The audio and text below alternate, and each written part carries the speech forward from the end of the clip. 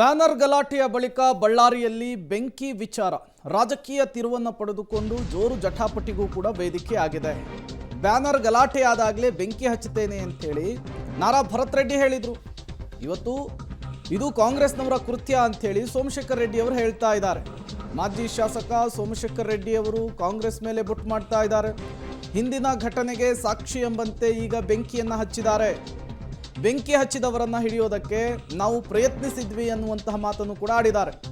Public ಟಿವಿಗೆ ಮಾಜಿ ಶಾಸಕ ಸೋಮಶೇಖರ್ ರೆಡ್ಡಿ ಕೊಟ್ಟಂತಹ ಹೇಳಿಕೆ, ಈ ಜಾಗಕ್ಕೆ ಬೆಂಕಿ ಬಿದ್ದಿದೆ ಅನ್ನುವಂತಹ ವಿಚಾರ ಗೊತ್ತಾಗ್ತಾ ಇದ್ದ ಹಾಗೆ ಸ್ಥಳಕ್ಕೆ ಬಂದ್ರಂತೆ.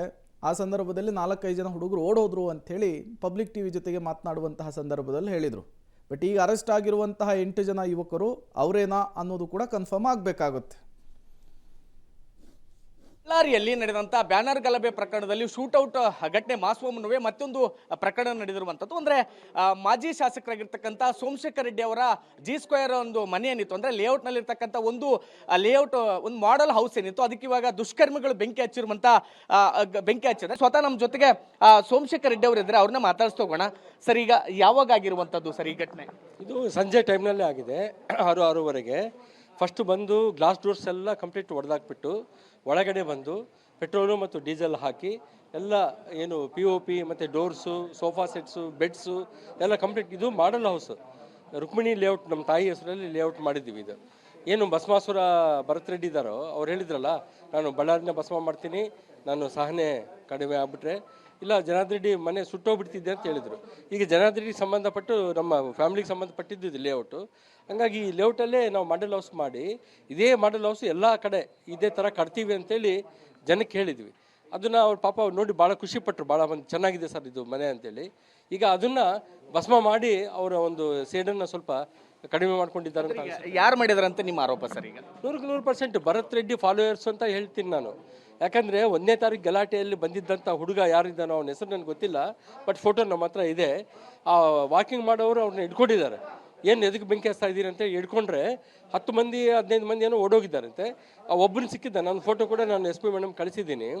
ಅವನು 1ನೇ ತಾರೀಕಿಲ್ಲಿ ಏನು ಗಲಾಟೆ ಆಗಿದ್ದೇನೋ ಬಳ್ಳಾರಿಯಲ್ಲಿ, ಅದನ್ನು ಜೀಪ್ಗೆ ತೊಗೊಂಡೋಗಿ ಮರಮನಹಳ್ಳಿಗೆ ಹೋಗಿದ್ದಾನೆ.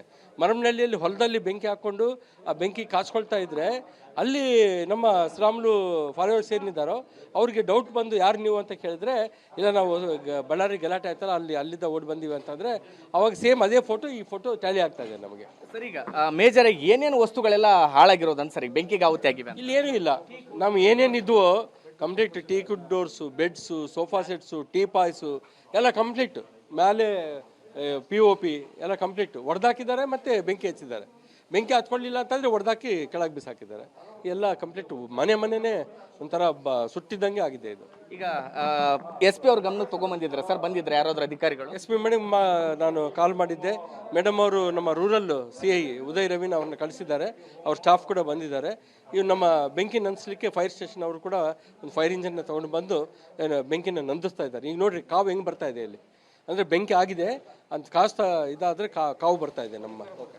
ಅಂದರೆ ಇದಿಷ್ಟು ಮಾಜಿ ಶಾಸಕರಾಗಿರ್ತಕ್ಕಂಥ ಸೋಮಶೇಖರ್ ರೆಡ್ಡಿ ಅವರು ಹೇಳುವಂಥ ಮಾತು. ಬಳ್ಳಾರಿ ನಗರ ಶಾಸಕರಾಗಿರ್ತಕ್ಕಂಥ ನಾರಾ ಭರತ್ ರೆಡ್ಡಿ ಅವರ ಬೆಂಬಲಿಗರೇ ಈ ಒಂದು ಘಟನೆಯನ್ನು ಮಾಡಿರುವಂಥದ್ದು ಅನ್ನುವಂಥ ಗಂಭೀರ ಆರೋಪನ ಮಾಡ್ತಾ ಇದ್ದಾರೆ. ಅಂದ್ರೇನು, ಜನವರಿ 1ಕ್ಕೆ ಘಟನೆ ನಡೀತು, ಆ ನಂತರದಲ್ಲಿ ನಮ್ಮ ಮೇಲೆ ದ್ವೇಷ ಇಟ್ಕೊಂಡು ಮತ್ತೆ ಇದೀಗ ಮನೆಗೆ ಬೆಂಕಿ ಹಚ್ಚೋದ್ರ ಮೂಲಕ ನಾರಾ ಭರತ್ ರೆಡ್ಡಿ ಅವರ ಬೆಂಬಲಿಗರೇ ಒಂದು ಕುಕೃತ್ಯವನ್ನು ಎಸಗಿದ್ದಾರೆ ಅನ್ನುವಂಥ ಗಂಭೀರ ಆರೋಪನ ಇದೀಗ ಸೋಮಶೇಖರ್ ರೆಡ್ಡಿ ಅವರು ಮಾಡ್ತಾ ಇದ್ದಾರೆ. ಕ್ಯಾಮರಾಮನ್ ಭರತ್ ಜೊತೆ ಅಮರೀಶ್ ಎಲ್ಕಹೊಮ್ಮಿನಾಳ, ಪಬ್ಲಿಕ್ ಟಿವಿ, ಬಳ್ಳಾರಿ. ಈ ವಿಚಾರ ಬಿಜೆಪಿ ನಾಯಕರನ್ನ ಕೆರಳಿಸ್ತು. ಹೀಗಾಗಿ ತಡರಾತ್ರಿನೇ ಪ್ರತಿಭಟನೆಗೂ ಕೂಡ ಅವರು ಮುಂದಾದ್ರು. ಪ್ರತಿಭಟನೆಗೆ ಅವಕಾಶವನ್ನ ಪೊಲೀಸರು ಮಾಡಿಕೊಡ್ಲಿಲ್ಲ, ಕೆಲವರನ್ನ ಬಲವಂತವಾಗಿ ವಶಕ್ಕೆ ಕೂಡ ಪಡಿಬೇಕಾಗಿ ಬಂತು. ಇವತ್ತಿನ್ನೂ ಜೋರಾಗ್ಬೋದು ಪ್ರತಿಭಟನೆ. ಮಾಜಿ ಶಾಸಕ ಸೋಮಶೇಖರ್ ರೆಡ್ಡಿ ನೇತೃತ್ವದಲ್ಲಿ ಪ್ರೊಟೆಸ್ಟ್ ಆಯಿತು. ಇವತ್ತು ರಾಯಲ್ ಸರ್ಕಲ್ನಲ್ಲಿ ಬಿಜೆಪಿಗರು ಪ್ರತಿಭಟನೆ ಮಾಡ್ತಾರೆ ಅನ್ನೋದ್ರ ಡೀಟೇಲ್ಸ್ ಸಿಗ್ತಾ ಇದೆ. ಜನಾರ್ದನ ರೆಡ್ಡಿ ಕೂಡ ಇವತ್ತು ದೂರನ್ನು ಕೊಡುವಂತಹ ಸಾಧ್ಯತೆ. ಇಲ್ಲಿ ತನಕ ಕೇವಲ ಲೇಔಟ್ನ ಇಂಜಿನಿಯರ್ಸ್ ಮಾತ್ರ, ಯಾರು ಲೇಔಟ್ನ ಮೈಂಡ್ಗಳಿದ್ವೋ ಅವರು ಮಾತ್ರ ದೂರನ್ನು ಕೊಟ್ಟಿದ್ದಾರೆ. ಇವರಿನ್ನೂ ಓನರ್ ಕೊಟ್ಟಿಲ್ಲ. ಹೀಗಾಗಿ ಓನರ್ಸ್ ದೂರನ್ನು ಕೊಡುವ ಸಾಧ್ಯತೆ ಇದೆ. ಗಂಭೀರವಾಗಿ ತೆಗೆದುಕೊಂಡಿದೆ ಪೊಲೀಸ್ ಇಲಾಖೆ. ಬಿಕಾಸ್ ಅವ್ರ ಕುತ್ತಿಗೆಗೆ ಲಾಸ್ಟ್ ಟೈಮ್ ಈ ವಿಚಾರ ಬಂದಿತ್ತು. ಸೊ ಈ ಸಲ ಹೇಗೆ ತನಿಖೆಯನ್ನು ಮಾಡ್ತಾರೆ ಅನ್ನೋದು ಇಂಪಾರ್ಟೆಂಟ್ ಆಗುತ್ತೆ. FSL ಟೀಮ್ ಕೂಡ ಆಬ್ವಿಯಸ್ಲಿ ಸ್ಪಾಟ್ಗೆ ಹೋಗಿರುತ್ತೆ.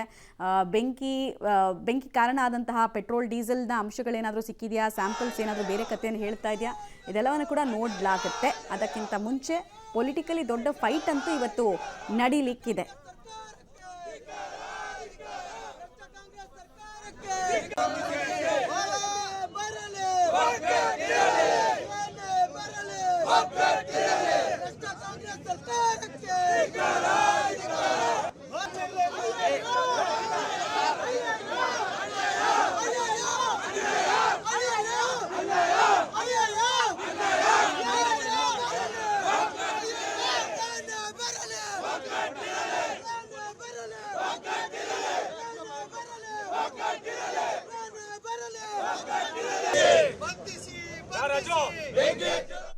ಪ್ರತಿಭಟನೆಯ ಸ್ವರೂಪವನ್ನು ಕೂಡ ನೀವು ಒಂದು ದೃಶ್ಯಾವಳಿಗಳ ಮೂಲಕ ನೋಡ್ತಾ ಇದ್ದೀರಾ. ತಡರಾತ್ರಿನೇ ಪ್ರತಿಭಟನೆಯನ್ನು ಮಾಡಿದ್ರು. ಇವತ್ತೊಂದು ಯಾವಾಗ ಈ ಜನಾರ್ದನ ರೆಡ್ಡಿ ಶ್ರೀರಾಮುಲು ಎಲ್ಲ ಇವತ್ತು ಸ್ಪಾಟಿಗೆ ವಿಸಿಟ್ ಕೊಡೋ ಚಾನ್ಸಸ್ ಇದೆ, ಒಂದು 10 ಗಂಟೆ ನಂತರ ಆಗ್ಬೋದು. ಅದಾದ ಬಳಿಕ ಇನ್ನೂ ಈ ಪ್ರತಿಭಟನೆಯ ಕಾವು ಜೋರಾಗುತ್ತೆ ಅನ್ನೋದು ಗೊತ್ತಾಗ್ತಾ ಇದೆ. ಪ್ರತಿಭಟನೆಯ ಕಾವು ಯಾರನ್ನು ಸುಡುತ್ತೆ ಅನ್ನೋದನ್ನ ನೋಡಬೇಕು. ಆಮೇಲೆ ರೀಲ್ಸ್ ಪುಂಡ್ರು ನಿಜವಾಗ್ಲೂ ಹಿಂಗೆ ಮಾಡಿದಿದ್ರೆ ಅವ್ರ ರೀಲ್ಸ್ ಗೀಳು ಬಗ್ಗೆ ನಮಗೆ ಆಘಾತ ಆಗುತ್ತೆ. ಕಂಡವ್ರ ಮನೆಗೆ ಬೆಂಕಿ ಕೊಟ್ಟು ಅದರಲ್ಲಿ ರೀಲ್ಸ್ ಮಾಡುವಂತಹ ಹುಚ್ಚು ಅವ್ರಿಗೇನು ಬಂದಿತ್ತು ಅನ್ನೋದು ಪ್ರಶ್ನೆ. ಹಾಗೆ ಬೆಂಕಿ ಕೊಡಬೇಕು ಅನ್ನೋದೇ ಉದ್ದೇಶ ಆಗಿದ್ರೆ ಅವ್ರ ಮೈಗೆ ಬೆಂಕಿ ಹಚ್ಕೊಳ್ಬೋದಾಗಿತ್ತು. ವ್ಯೂಸ್ ಆದರೂ ಆಗಿರೋದು.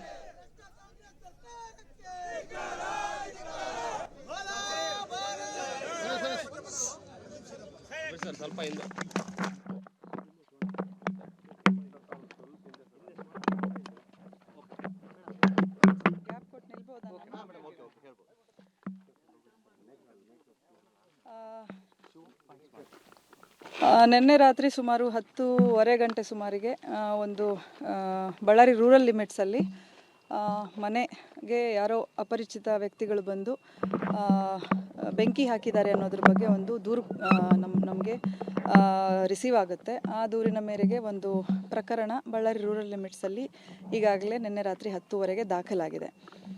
ಸೊ ಆ ಪ್ರಕರಣದ ತನಿಖೆಯನ್ನು ನಾವು ಕೈಗೆತ್ತಿಕೊಂಡು ಸ್ಥಳ ಪರಿಶೀಲನೆ ಮಾಡಿ ಸೋಕೋ ಟೀಮ್ ಈಗಾಗಲೇ ಸ್ಥಳಕ್ಕೆ ನಿನ್ನೆ ರಾತ್ರಿ ಒಂದು ಪ್ರಿಲಿಮಿನರಿ ಒಂದು ಅಸೆಸ್ಮೆಂಟ್ಗೋಸ್ಕರ ಬಂದಿದ್ದು, ಈಗ ಬೆಳಗ್ಗೆ ಮತ್ತೆ SOCO team in depth analysis ಮಾಡಿ ಏನು ರಿಕ್ವೈರ್ಡ್ ನಮಗೆ ಅಲ್ಲಿ ಬರ್ತಾ ಇರುವಂಥ ಎವಿಡೆನ್ಷಿಯರಿ ವ್ಯಾಲ್ಯೂ ಇರುವಂಥ ಮಟೀರಿಯಲ್ನ ಸೀಸ್ ಮಾಡುವಂಥದ್ದು ಮಾಡ್ತಾರೆ. ಹಾಗೆ ನಾನು ಕೂಡ ಈಗ ಸ್ಥಳಕ್ಕೆ ಭೇಟಿ ಕೊಟ್ಟಿದ್ದು, ಮೇಲ್ನೋಟಕ್ಕೆ ಆ ಮನೆ ತುಂಬ ವರ್ಷಗಳಿಂದ ಒಂದು ಅಬ್ಯಾಂಡನ್ಡ್ ಪರಿಸ್ಥಿತಿಯಲ್ಲಿ ಇದೆ ಅನ್ನೋವಂಥದ್ದು ಕಂಡು ಬರ್ತಾ ಇದೆ. ಕೆಲವೊಂದೆಲ್ಲ ಗಾಜು ಪುಡಿಗಳಾಗಿರುವಂಥದ್ದು ಅಥವಾ ಕಸ ಬಿದ್ದಿರುವಂಥದ್ದು, ಮೇಲೆ ಫಸ್ಟ್ ಫ್ಲೋರು ಸೆಕೆಂಡ್ ಫ್ಲೋರಲ್ಲಿ ಇದ್ದಿದ್ದೆಲ್ಲ ನೋಡಿದ್ರೆ ತುಂಬ ವರ್ಷದಿಂದ ಇಲ್ಲಿ ಯಾರೂ ವಾಸ ಇಲ್ಲ ಅನ್ನೋವಂಥದ್ದು. ಮತ್ತು ಇಲ್ಲಿ ಯಾವುದೋ CCTV ಆಗಲಿ ಯಾವುದೇ ಒಂದು ಸೇಫ್ಟಿಗೆ ಅಂಥೇಳಿ ಸೆಕ್ಯೂರಿಟಿ ಗಾರ್ಡ್ ನೇಮಕ ಮಾಡಿಕೊಂಡಿರೋದಾಗಲಿ ಯಾವುದೂ ಇಲ್ಲಿ ಕಂಡು ಬರ್ತಾ ಇಲ್ಲ. ಸೊ